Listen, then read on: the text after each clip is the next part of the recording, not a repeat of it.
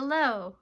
For those of you who don't know me, I am Heather, the assistant educator in Children's House 2 with Juliet. And today I am going to read The Curious Garden by Peter Brown.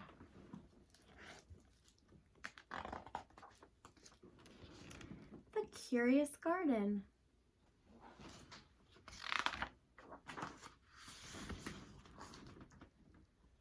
There once was a city without gardens or trees or greenery of any kind. Most people spent their time indoors. As you can imagine, it was a very dreary place.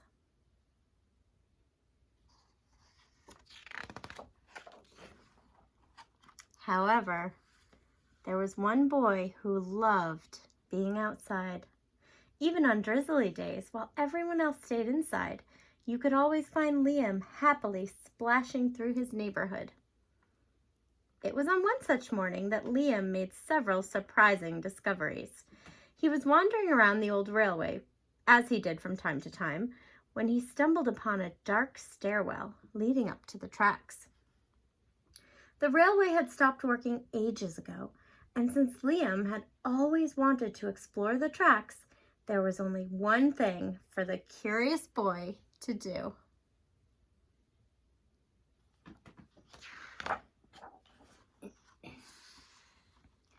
Liam ran up the stairs, pushed open the door, and stepped out onto the railway. The first thing he saw was a lonely patch of color.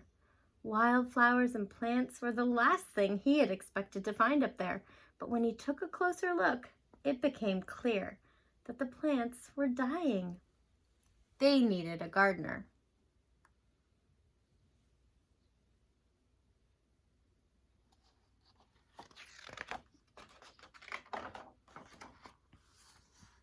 Liam may not have been a gardener, but he knew that he could help.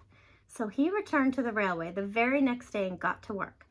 The flowers nearly drowned, and he had a few pruning problems, but the plants patiently waited while Liam found better ways of gardening. As the weeks rolled by, Liam began to feel like a real gardener, and the plants began to feel like a real garden.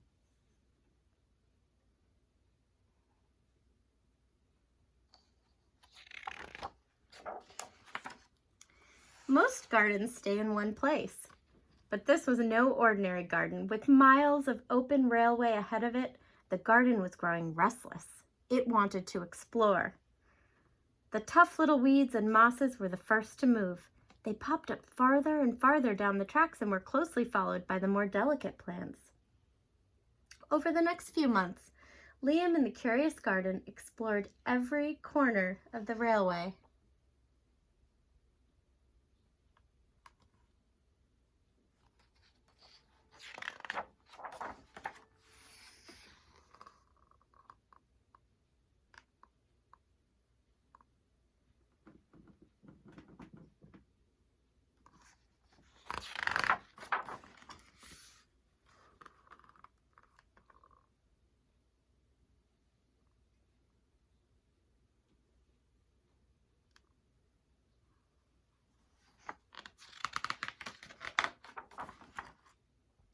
After spending his spring and summer and autumn with the garden, Liam's time on the railway was finally interrupted by winter.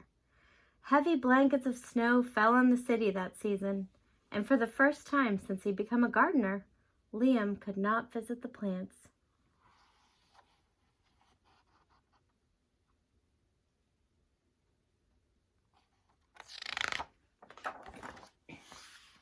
Rather than waste his winter worrying about the garden, Liam spent it preparing for spring.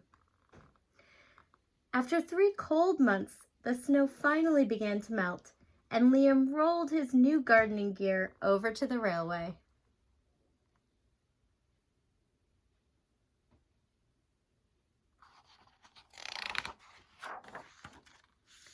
Winter had taken a toll on the garden, but thanks to Liam's planning, his handy new tools, and a little help from the sun, the plants soon awoke from their winter sleep.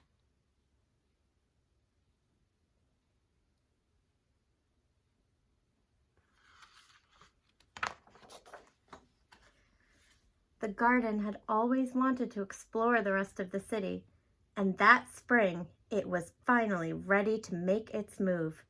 Once again, the tough little weeds and mosses set out first.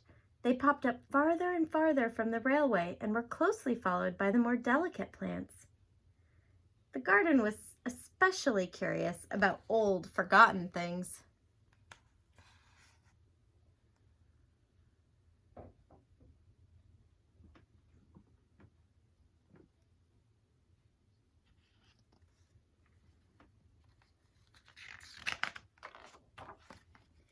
A few plants popped up where they didn't belong. Others mysteriously popped up all at once.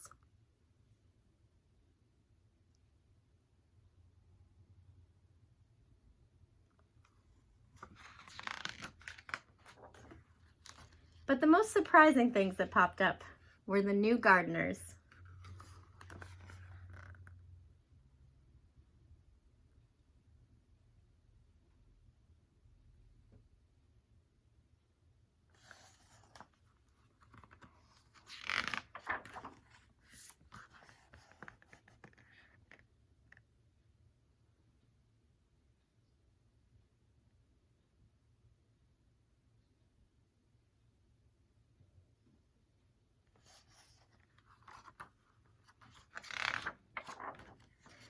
Many years later, the entire city had blossomed.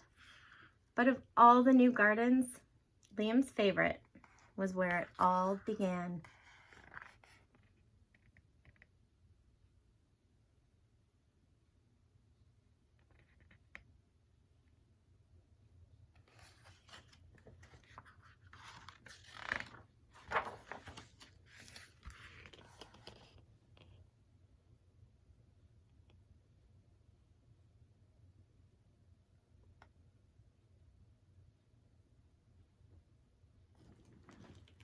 Thank you so much for listening to my book today. I hope you have a great day.